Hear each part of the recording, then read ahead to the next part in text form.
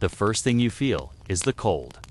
It seeps through the thin blanket beneath you, creeping into your bones before your eyes ever open. The ground is hard, unyielding, and the night air still clings to the low places like a warning that dawn has not yet fully arrived. Somewhere nearby, a horse snorts softly. Another shifts its weight. Leather creaks. You open your eyes to a sky still heavy with stars. For a moment, you don't remember where you are. Then the ache in your back reminds you. The stiffness in your legs. The grit between your teeth. The faint smell of dust and smoke clinging to your clothes. You are on the trail again. You push yourself upright, the wool blanket sliding from your shoulders. The ground is cold beneath your palms, and the chill travels straight into your bones. Around you, shapes stir in the half-light, other men rising from their bedrolls. Silhouettes moving with the slow familiarity of those who have done this too many mornings in a row. Someone coughs. A boot scuffs dirt. Metal clinks softly as a coffee pot is set over the fire. You draw in a breath, deep and steady. The air smells of ash, sweat, and the faint sweetness of grass crushed beneath hundreds of hooves. It's a smell you know well now. It's a smell that means work. Your name is Ethan Cole, and you've been riding this drive for almost 4 weeks. You swing your legs over the side of your bedroll, joints stiff from yesterday's ride. Every muscle protests as you stand, reminding you of the long hours in the saddle. The pain isn't sharp, it's familiar, almost comforting in its predictability. A reminder that you're still standing, still earning your keep. Nearby, old Mason, the cook, everyone calls Red, despite his gray beard, stirs the fire with a stick. The flames flare briefly, casting light over his weathered face. "Coffee's almost ready," he mutters. "Don't say I never did nothin' for you." You manage a tired smile and nod your thanks. Coffee is the one small mercy on the trail. Hot, bitter, and strong enough to wake the dead. Around you, the rest of the outfit begins to move. Boots are pulled on, bedrolls rolled tight. Men stretch aching shoulders and rub sleep from their eyes. No one talks much. Words come easier after the first cup of coffee. You stand and brush the dust from your trousers, feeling the familiar stiffness in your lower back. Your hands are rough, scarred from rope burns and sun. You flex your fingers, testing them, then reach for your hat, battered felt, misshapen from months of wear, but still yours. A few steps away, your horse lifts his head at the sound of your boots, a rangy bay with a dark mane and steady eyes. He nickers softly when he sees you. "Morning, boy," you murmur, running a hand along his neck. He leans into the touch, warm and solid. Of everything out here, he's the one thing you trust without question. The eastern sky is beginning to pale now, the stars thinning as dawn stretches upward. Somewhere far off, a coyote calls one last lonely note before daylight chases the night away. You move toward the chuck wagon, joining the loose line of men waiting for breakfast. Tin plates clink. The smell of beans and coffee thickens the air. No one complains about the food. Hunger makes everything taste good. You take your portion and find a spot on a fallen log. The beans are thick and salty, the coffee scalding hot. You eat slowly, savoring the heat as it spreads through your chest. Across the fire, a young rider yawns and rubs his eyes. On the other side, an older hand stares into his cup like he's searching for something at the bottom. Somewhere beyond the circle of firelight, 2,000 longhorns shift and snort in the dark. You can hear the low, restless sound of them, a living thing made of muscle and horn and breath. They've been your responsibility for weeks now, and they will be again today. You finish eating and stand, wiping your hands on your trousers. The trail boss's voice carries across the camp, calm but firm. "Mount up in 10. That's all he needs to say. You roll your bedroll tight, secure it behind your saddle, and check your gear out of habit. Rope coiled, canteen full. Knife where it should be. Nothing missing. nothing forgotten. Your horse stands patiently as you cinch the saddle, muscles shifting under your touch. When you swing up, the leather creaks in a familiar way, and for a moment, everything feels balanced. Horse, rider, and morning all settling into place. As the first light breaks fully over the land, the herd begins to stir. Massive shapes rise from the ground, dust drifting into the pale air. Somewhere ahead, the lead riders begin to move, and the slow, inevitable motion of the drive begins again. You nudge your horse forward, taking your place along the flank. Another day on the trail. Another long stretch of dust, sweat, and sun. And somewhere beyond the horizon, though it feels impossibly far, the promise of rest, of town lights, of a bed that doesn't move beneath you. But for now, there is only the rhythm of hooves, the creak of leather, and the quiet understanding that this life, hard as it is, has claimed you. And for better or worse, you belong to it. The sun climbs fast once it clears the horizon, burning away the last cool traces of morning. By the time it clears the low rise ahead, its warmth has already turned sharp, pressing down on your shoulders like a weight you can't shrug off. The day has begun in earnest. The herd moves slow and steady, hooves thudding softly against the dry earth. Dust lifts with every step, hanging in the air until it coats your tongue and clings to your eyelashes. You pull your bandana up over your mouth, breathing through cloth that tastes of sweat and old trail smoke. Your horse moves beneath you with the easy rhythm of long habit. You barely have to think about guiding him now. A shift of weight, a press of your heel, he knows what's needed before you ask. Together, you drift along the flank of the herd, watching for trouble. The cattle move like a single, restless body.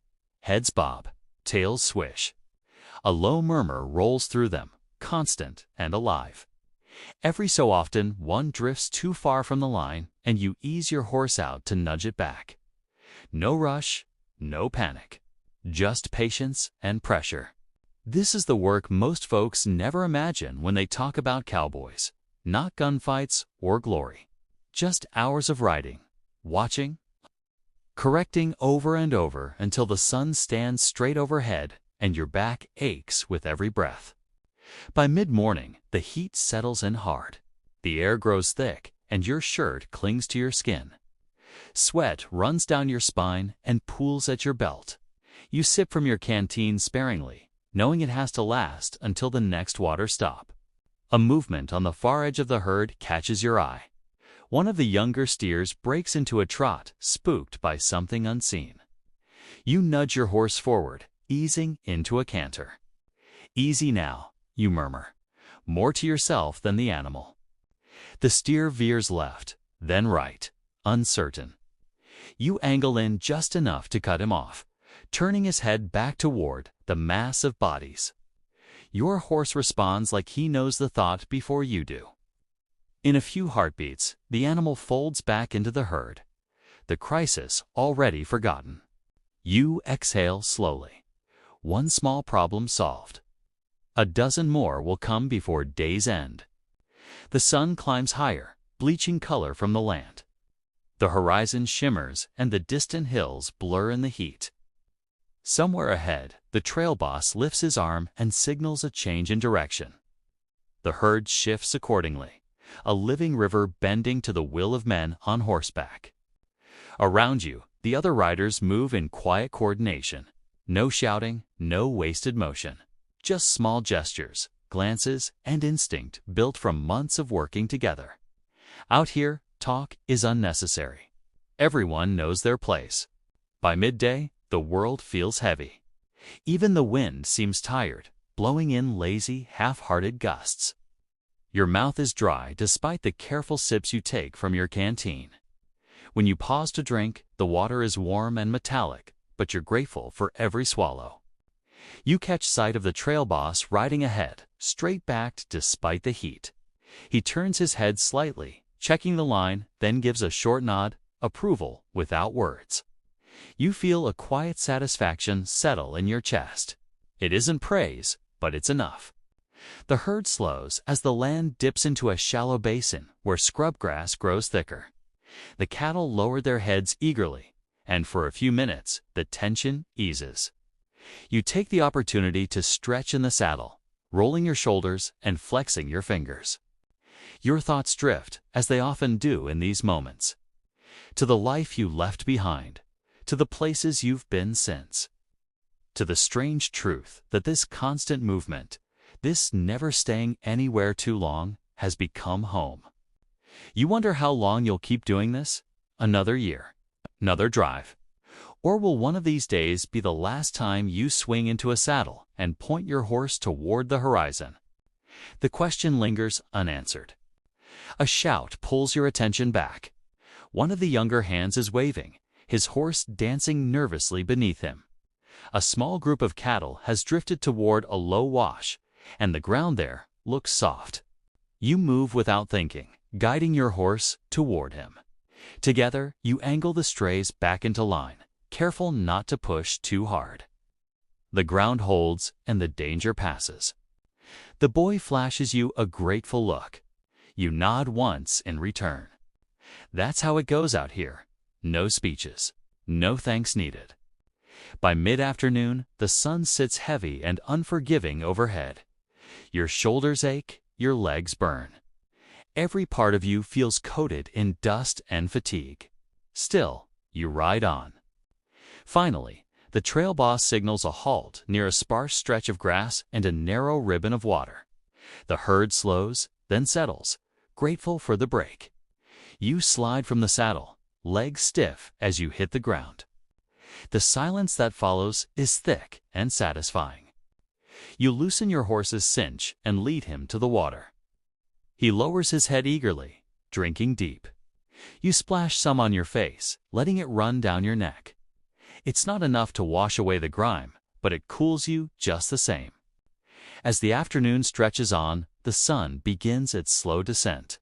The heat softens. Long shadows creep across the land.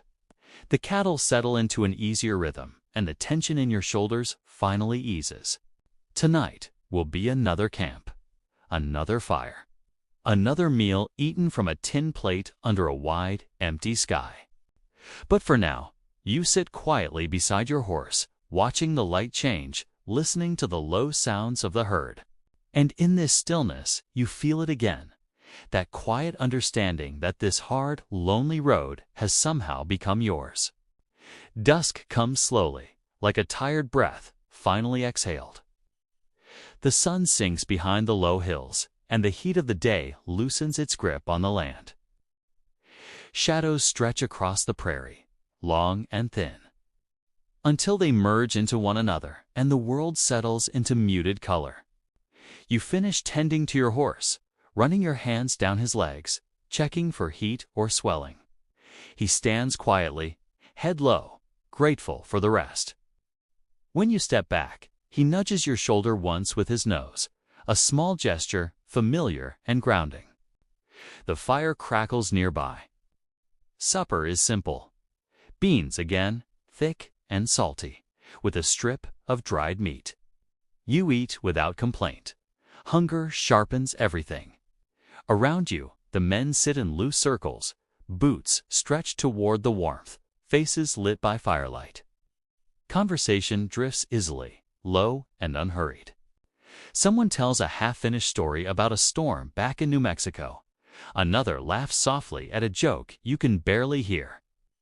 The sounds of the herd form a steady backdrop, hooves shifting, an occasional snort, the rustle of bodies settling for the night.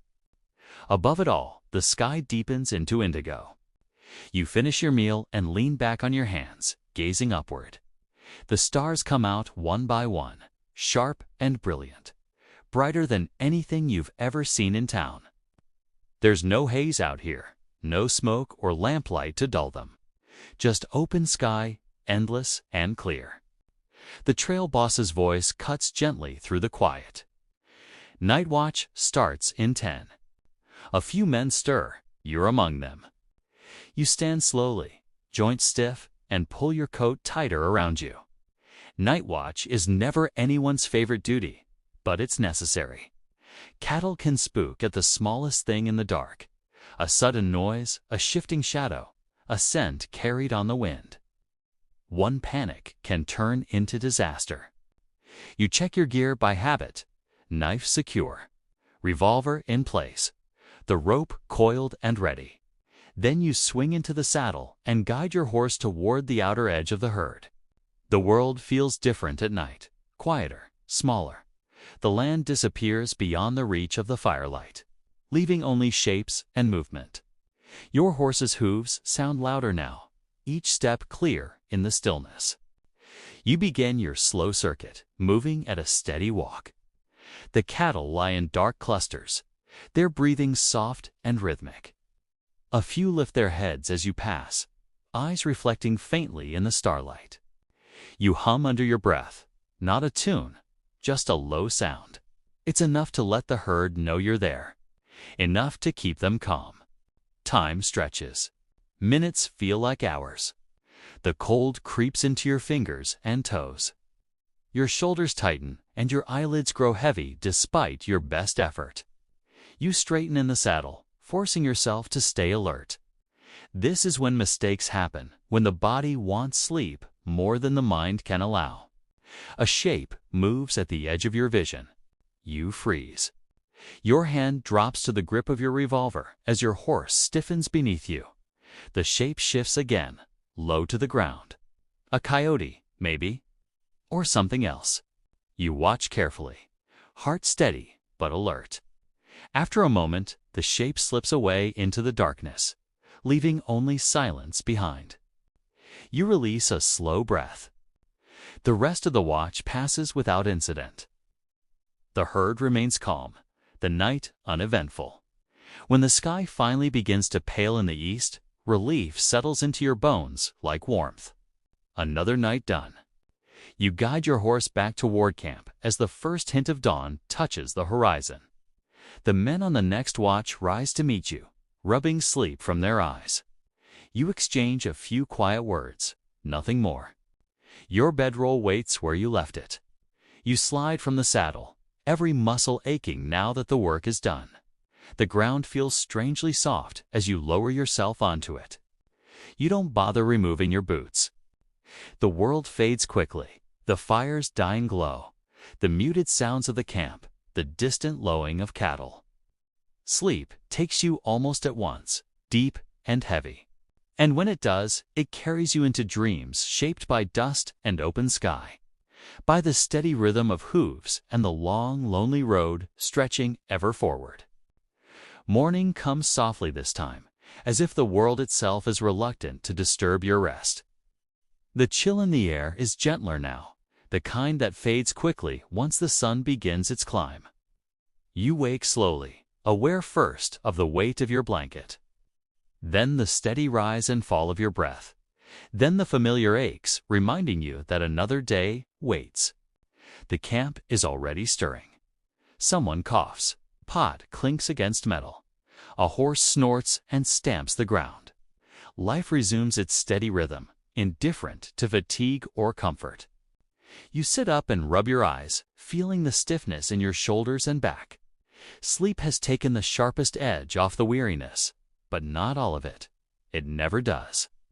Out here, rest is something you borrow, not something you ever fully own. As you stand, the sky begins to lighten in the east. Pale blues bleed into soft golds, and the first rays of sun spill across the open land. The sight never grows old. No matter how many mornings you wake to it, there's something quietly humbling about watching the world begin again.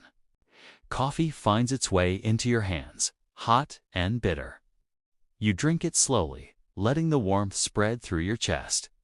Around you, the men move with practiced ease, folding blankets, checking gear, speaking in low voices. There's no rush, but there's purpose in every motion. You walk to your horse and run a hand along his neck. He flicks an ear, recognizing your touch. The bond between you feels deeper today, forged not by affection alone, but by shared endurance. He carried you through dust, darkness, and danger. You trust him with your life, and he has never failed you. The trail boss gives the signal, and the morning begins in earnest. Saddles creak, boots find stirrups. The herd stirs, rising like a living tide from the ground. As you take your place along the line, the familiar rhythm settles back into your bones. This is what you know. This is what you are good at. The land stretches wide and open before you, rolling gently toward the horizon. The air is clear now, cool and sharp, carrying the faint scent of grass and earth. Each step your horse takes feels sure, measured, purposeful. As the hours pass, the work becomes almost meditative. Guide, watch, correct, move on. Your body knows the routine so well that your thoughts are free to wander.